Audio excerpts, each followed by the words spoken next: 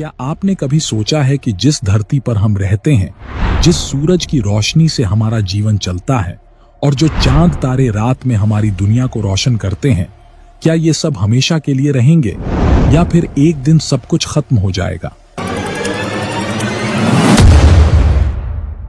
साल 2025 में ऐसे संकेत मिल रहे हैं जो बताते हैं कि हमारा ब्रह्मांड विनाश की ओर बढ़ रहा है। कहीं प्राकृतिक आपदाओं की तीव्रता बढ़ रही है, तो कहीं विज्ञान और आध्यात्म दोनों यह संकेत दे रहे हैं कि हम एक नए युग के दरवाजे पर खड़े हैं। क्या हिंदू धर्म के ग्रंथों में पहले से ही इसका जिक्र किया गया है?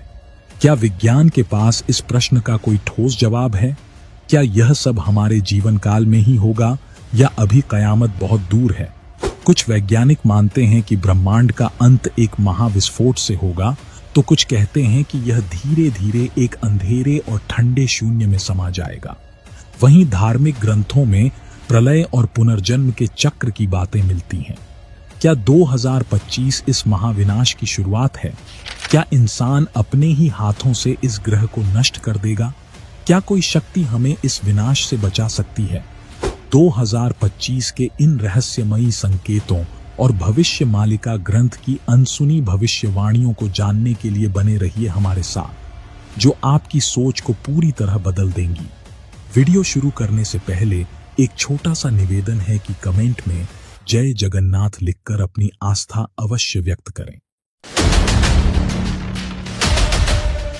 क्या आपको लगता है कि कोरोना सबसे बड़ा संकट था? नहीं, वह तो सिर्फ एक चेतावनी थी, एक झलक, एक छोटा सा संकेत। असली महाविनाश तो अभी बाकी है। चारों ओर नजर दौड़ाइए। गाड़ियां जल रही हैं, ट्रेनें राख में तब्दील हो रही हैं, शहर तबाही के अंधकार में डूब चुके हैं, चारों तरफ हाहाकार मचा है। लेकिन क्या यही अंत है? नहीं, यह तो सिर्फ शुरुआत है। अभी धरती शांत है, क्योंकि धर्म की आखिरी किरणें अब भी मौजूद हैं। लेकिन जिस दिन अधर्म अपने चरम पर पहुंचेगा, इस धरती की सहन शक्ति जवाब दे देगी। फिर कुछ ऐसा होगा जो पहले कभी नहीं हुआ। ज्वालामुखी फटेंगे, भूकंप धरती को हिला देंगे, आग का सैलाब आसमान से बरसेगा, दुनिया एक पल में बदल जाएगी। जो लोग अब तक यह सब कल्पना मानते आए हैं, वे सबसे ज्यादा पछताएंगे, क्योंकि अब तक जितने भी युद्ध हुए हैं वे कुछ भी नहीं। असली महायुद्ध अभी आने वाला है, एक युद्ध जो सब कुछ बदल देगा। बड़े बड़े देश इस महायुद्ध में कूदने को तैयार हैं। परमाणु बमों की गड़गड़ाहट से धरती कांप उठेगी। कुछ ही पलों में लाखों लोग जलकर राख हो जाएंगे, शहरों का अस्तित्व खत्म हो जाएगा, सभ्यता इतिहास बन जाएगी। लेकिन रुकिए, यह भी अंत नहीं है। एक और विनाशकारी संकट हमारी ओर तेजी से बढ़ रहा है। एक विशाल उल्कापिंड जो 4.5 किलोमीटर चौड़ा है, सीधा पृथ्वी की ओर बढ़ रहा है। जब यह टकराएगा तो पूरे के पूरे महाद्वीप समुद्र में समा जाएंगे। सुनामी उठेगी और कुछ ही मिनटों में शहरों का नामो निशान मिट जाएगा। यह कोई कल्पना नहीं, भविष्य मालिका ग्रंथ में इन घटनाओं की भविष्यवाणी पहले ही की जा चुकी है। भविष्य मालिका ग्रंथ में सालों पहले यह भविष्यवाणी की गई थी कि 2024 से दुनिया में आग की घटनाएं बेतहाशा बढ़ेंगी। और देखिए, वही हो रहा है। कहीं जंगल धधक रहे हैं तो कहीं फैक्ट्रियां राख में तब्दील हो रही हैं। मासूम बच्चों की हंसी अब दर्दनाक चीखों में बदल रही है। लॉस एंजल्स, अमेरिका का एक शहर जो कभी रोशनी और सपनों के लिए जाना जाता था, अब आग की लपटों में घिर चुका है। लोग भाग रहे थे, चीख रहे थे, लेकिन आग के सामने सब बेबस थे। जो लोग इसे टीवी पर देख रहे थे, उन्हें यह किसी हॉलीवुड फिल्म का सीन लगा, लेकिन नहीं, यह सच्चाई थी। और यह तबाही सिर्फ अमेरिका तक सीमित नहीं थी। भारत के गुजरात में एक गेमिंग जोन में लगी आग ने मासूम बच्चों को अपनी चपेट में ले लिया। वे बच्चे जो हंसते खेलते अपने माता पिता के साथ वहां गए थे, कभी लौटकर घर नहीं आ सके। सोचिए, उन माँ बाप पर क्या गुजरी होगी जब उनके बच्चों की हंसी की जगह उन्हें जलते हुए खेल के मैदान से उठता धुआं दिखा होगा। यह सिर्फ एक हादसा नहीं था, यह एक चेतावनी थी। यह संकेत था कि जो आने वाला है वह इससे भी ज्यादा भयावह होगा। भविष्य मालिका ग्रंथ में लिखा गया है कि 2025 से आग की घटनाएं और तेजी से बढ़ेंगी। लेकिन यह कोई मामूली आग नहीं होगी। शहरों को निगलने वाली आग, पूरी सभ्यता को खत्म करने वाली आग, ऐसी तबाही जिसे कोई नहीं रोक पाएगा। भगवान का घर भी इस आग से अछूता नहीं रहा। कुछ साल पहले पुरी के जगन्नाथ मंदिर में आग लगी थी। सोचिए, जब भगवान के घर में ही आग लग सकती है तो इस दुनिया का क्या होगा। यह आग सिर्फ बाहर नहीं, हमारे भीतर भी जल रही है। स्वार्थ की, लालच की, लापरवाही की। अगर इसे अभी नहीं बुझाया गया तो आने वाली पीढ़ियां सिर्फ राख और धुएं के सिवा कुछ नहीं देखेंगी। अब फैसला हमें करना है, हम इस आग को रोकेंगे या इसे अपने भविष्य को जलाने देंगे। दोस्तों, क्या आपने कभी सोचा है कि अगर आसमान से ऐसी ऊर्जा आए जो सिर्फ इंसानों को ही नहीं बल्कि पूरी सभ्यता को जला सकती है तो क्या होगा। यह कोई कल्पना नहीं बल्कि आने वाले समय की सबसे खतरनाक भविष्यवाणी है। सोलर फ्लेयर्स यानी सूर्य से निकलने वाली भयंकर ऊर्जा की लपटें हमारी पृथ्वी पर तबाही मचा सकती हैं। अब तक हमारी धरती का चुंबकीय क्षेत्र हमें इन विनाशकारी किरणों से बचाता रहा है, लेकिन अगर यह सुरक्षा कवच कमजोर पड़ गया तो? वैज्ञानिकों के अनुसार ग्लोबल वार्मिंग, परमाणु परीक्षणों और सैटेलाइट्स की बढ़ती गतिविधियों के कारण धरती का चुंबकीय क्षेत्र धीरे धीरे कमजोर हो रहा है। अगर यह परत पूरी तरह नष्ट हो गई तो सोलर फ्लेयर्स बिना किसी रुकावट के सीधे हमारी धरती तक पहुंच जाएंगी। अब सवाल उठता है, अगर ऐसा हुआ तो इसका असर क्या होगा। जरा कल्पना कीजिए, अचानक मोबाइल, लैपटॉप, इंटरनेट और बिजली से चलने वाले सभी उपकरण बंद हो जाएं, गाड़ियां स्टार्ट ही ना हो, अस्पतालों के वेंटिलेटर रुक जाएं, ट्रेनों और हवाई जहाजों के सिस्टम फेल हो जाएं, पूरा शहर अंधेरे में डूब जाए, संचार पूरी तरह खत्म हो जाए। यह तो बस शुरुआत होगी। असल विनाश तब शुरू होगा जब अंतरिक्ष में तैरते सैटेलाइट्स नष्ट होकर धरती पर गिरने लगेंगे। धरती पर मौजूद हर तकनीकी और डिजिटल व्यवस्था एक झटके में खत्म हो जाएगी। कोई नहीं जान पाएगा कि किस दिशा में भागना है, क्या करना है। इंसानों की बनाई सारी मशीनें और तकनीक ध्वस्त हो जाएंगी। और यह सिर्फ तकनीकी तबाही नहीं होगी, प्राकृतिक आपदाओं का सिलसिला भी शुरू हो जाएगा। अब सबसे बड़ा सवाल, क्या इस तबाही से बचा जा सकता है? विज्ञान यहां बेबस है। सोलर फ्लेयर्स को रोकने की कोई तकनीक नहीं है। इंसान ने चांद और मंगल तक तो पहुंच बना ली, लेकिन सूर्य की इस महाविनाशकारी आग से बचने का कोई तरीका नहीं खोज पाया। इस विनाश से एक ही चीज बचा सकती है।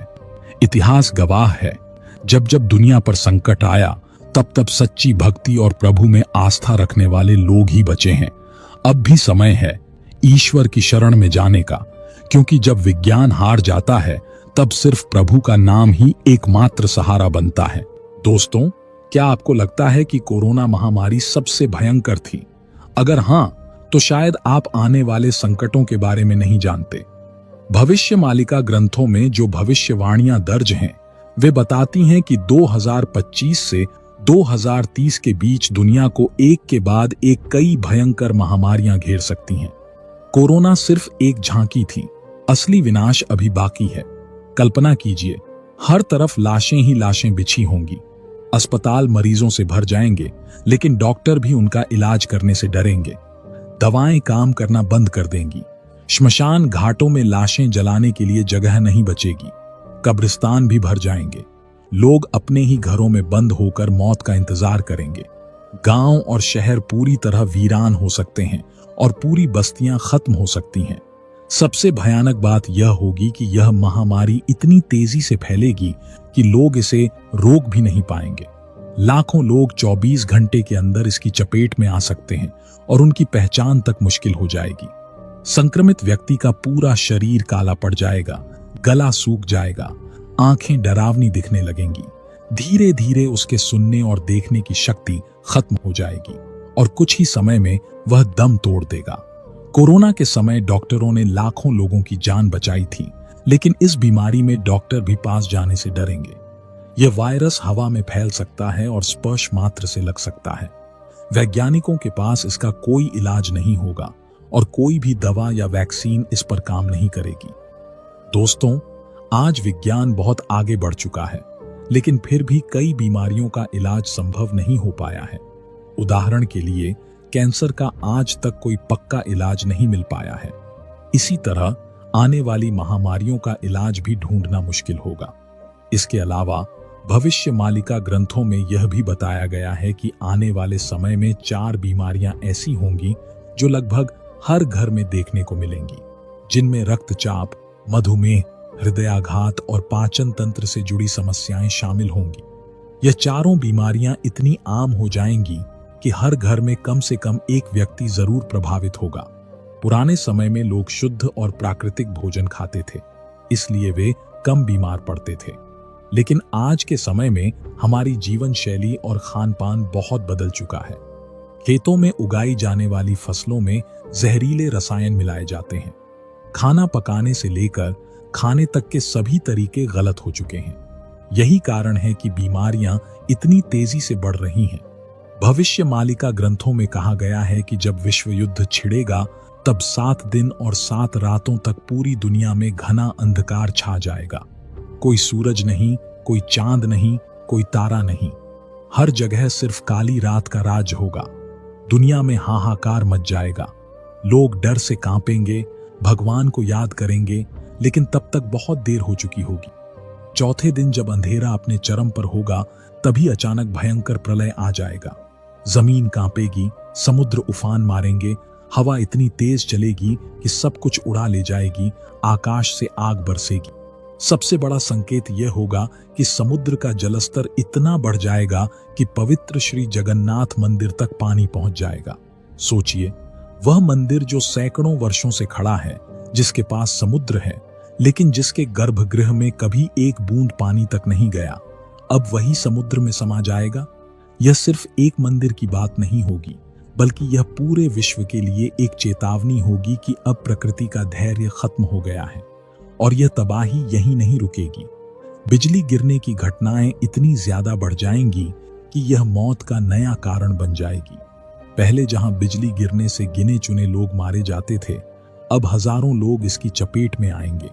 किसान अपने खेतों में जलकर मर जाएंगे, यात्री रास्तों में खत्म हो जाएंगे और कई घरों में खुशियों की जगह मातम छा जाएगा। सबसे डरावनी बात यह होगी कि अकाल मौतों की संख्या इतनी बढ़ जाएगी कि हर कोई भयभीत रहने लगेगा। रहस्यमयी घटनाएं और प्राकृतिक आपदाएं मानवता को घुटनों पर ला देंगी। लोग एक दूसरे से पूछेंगे, आखिर यह सब क्यों हो रहा है? लेकिन तब तक बहुत देर हो चुकी होगी। कलयुग के अंतिम चरण में प्रवेश करते ही यह पृथ्वी अपने भीतर छिपे विनाश के द्वार खोल देगी। चारों ओर आग, धुआं और राख का साम्राज्य होगा। मूसलधार बारिश होगी, परंतु यह वर्षा जीवनदायिनी नहीं बल्कि विनाशकारी होगी। पर्वतों की ऊंचाइयों तक जल भर जाएगा। नदियां अपने तट तोड़कर नगरों और गांवों को निगल जाएंगी। हजारों जीव जंतु, पक्षी और मनुष्य इस जल प्रलय में समा जाएंगे। मौसम पूरी तरह असंतुलित हो जाएगा। चंद्रमा की रोशनी इतनी धुंधली पड़ जाएगी कि रातें भयावह अंधकार में डूब जाएंगी। वहीं सूर्य की किरणें इतनी प्रचंड होंगी कि पृथ्वी असहनीय तापमान में जल उठेगी। धरती झुलसने लगेगी। मनुष्य छाया की तलाश में भटकेंगे, परंतु उन्हें कहीं राहत नहीं मिलेगी। किंतु यह विनाश केवल प्राकृतिक आपदाओं तक सीमित नहीं रहेगा, बल्कि समाज में भी व्यापक परिवर्तन होंगे। लोग वासना में इतने अंधे हो जाएंगे कि उन्हें नैतिकता का कोई बोध नहीं रहेगा। संयुक्त परिवार हमेशा के लिए समाप्त हो जाएंगे। जहां कभी परिवार साथ रहते थे, वहां अब पति पत्नी भी अलग अलग मकानों में रहना पसंद करेंगे। प्रत्येक व्यक्ति केवल अपने स्वार्थ के बारे में सोचेगा। प्रेम और सम्मान का लोप हो जाएगा। मनुष्य का शरीर पहले जैसा सुदृढ़ और स्वस्थ नहीं रहेगा। लोग इतने दुर्बल हो जाएंगे कि बिना औषधियों के जीवित रहना असंभव हो जाएगा। छोटी छोटी बीमारियां भी प्राणघातक सिद्ध होंगी। संतानहीनता बढ़ेगी। स्त्रियां संतान उत्पन्न करने में असमर्थ हो जाएंगी और पुरुषों में भी यही दोष उत्पन्न होगा। समाज में निरंतरता समाप्त हो जाएगी। लोग भगवान की आराधना पूरी तरह त्याग देंगे। गीता, महाभारत, भागवत और पुराण जैसे पवित्र धर्म ग्रंथों को कोई नहीं पढ़ेगा। इसके विपरीत लोग तंत्र मंत्र, भूत प्रेत और चांडाल शक्तियों की पूजा करेंगे। लोग सत्य और धर्म से भटक जाएंगे। नारी की पारंपरिक पहचान विलुप्त हो जाएगी। विवाहित महिलाएं माथे पर सिंदूर नहीं लगाएंगी और उनकी सांस्कृतिक पहचान समाप्त हो जाएगी। भविष्य मालिका ग्रंथ के अनुसार महाभारत का युद्ध अधूरा रह गया था। कई महान योद्धा जो रणभूमि में अपना संपूर्ण शौर्य प्रकट नहीं कर सके, युद्ध की अधूरी प्यास लिए इस संसार से विदा हुए। वे योद्धा जो अंतिम श्वास तक रणभूमि में लड़ना चाहते थे, उनकी इच्छाएं केवल समय की गहराइयों में समा गईं, लेकिन नष्ट नहीं हुईं। महाभारत के सभी योद्धा पुनः जन्म लेंगे। वे नए शरीर और नए नामों के साथ विभिन्न देशों में जन्म लेंगे, भिन्न भिन्न संस्कृतियों में पले बढ़ेंगे। देखने में वे अलग प्रतीत होंगे, किंतु उनकी आत्मा वही होगी जो द्वापर युग में रणभूमि में लड़ी थी। उनके भीतर वही ज्वाला धधकती रहेगी जो कभी धर्म के लिए जल रही थी। जब अधर्म अपने चरम पर होगा, जब सत्य और न्याय संकट में होंगे, तब ये योद्धा पुनः रणभूमि में उतरेंगे। यह कोई साधारण युद्ध नहीं होगा, बल्कि यह अंतिम संग्राम होगा, धर्म और अधर्म की अंतिम लड़ाई। जैसे श्री कृष्ण ने महाभारत में धर्म की पुनः स्थापना की थी, उसी प्रकार इस युद्ध के बाद एक नए युग का आरंभ होगा। यह युग होगा सत्य, धर्म और सद्गुणों की प्रधानता का। भविष्य मालिका ग्रंथ के अनुसार कलयुग में मानव का मन नीचे गिरेगा, उसका जीवन पतित होगा। यह पतित जीवन धन की शिलाओं से नहीं रुकेगा, न ही सत्ता के वृक्षों से रुकेगा, किंतु हरिनाम के एक छोटे से पौधे से, हरि कीर्तन के एक छोटे से पौधे से मनुष्य जीवन का पतन होना रुक जाएगा। अंत में इस घोर कलिकाल से बचने का एकमात्र तरीका यह है कि व्यक्ति को वेदों की ओर लौट आना चाहिए और हर समय हरि कीर्तन करके खुद को सुरक्षित रखना चाहिए। जो व्यक्ति धर्म से विमुख होकर रहेगा, वह कहीं भी कभी भी अकाल मौत को प्राप्त होगा या हर समय दुखी और संकटों से ही घिरा रहेगा। तो दोस्तों, आज के वीडियो में बस इतना ही।